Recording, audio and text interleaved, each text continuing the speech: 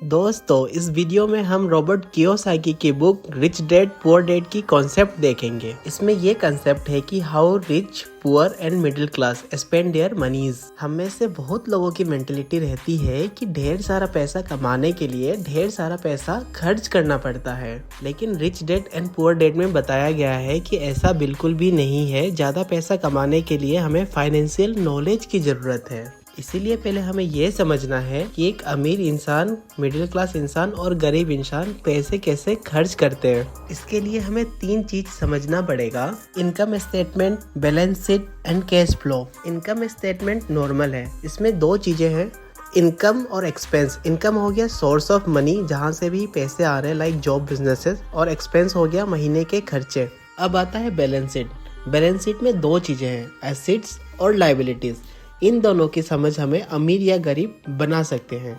Assets ये वो चीज़ें हैं जो हमें पैसे कमा के देते हैं, जिससे हमें पैसे आते हैं, सोर्स ऑफ इनकम भी कह सकते हैं।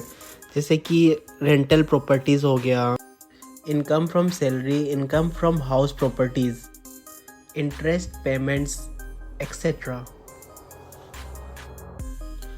अब आता है लायबिलिटीज़।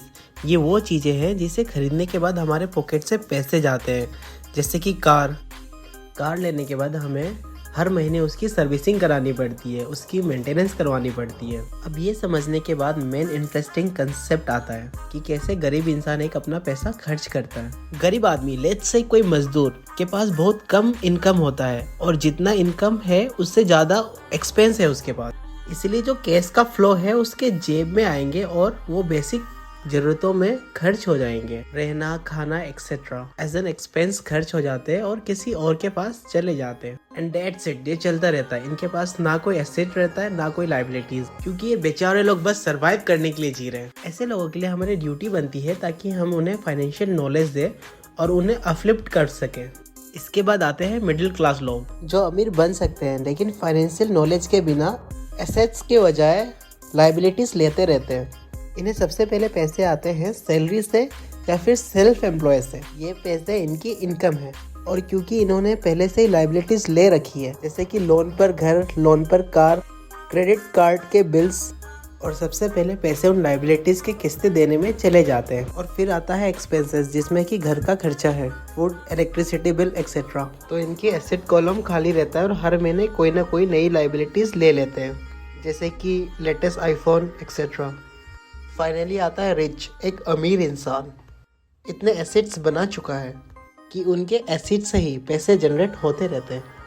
उन एसेट्स में से कुछ पैसों का इस्तेमाल करते हैं, जैसे कि फूड, इलेक्ट्रिसिटी बिल एक्सेट्रा, और इवन एसेट्स के पैसे से वो लायबिलिटीज़ लेते हैं। और क्योंकि एसेट्स से ज़्यादा पैसे जनरेट हो रहे हैं, इसलिए बचे हुए पैसे से वो दोबारा एसेट्स लेते रहते हैं। इसलिए एसेट्स वाला कॉलम उनका बढ़ता रहता है। इसलिए अमीर इंसान और अमीर होता है।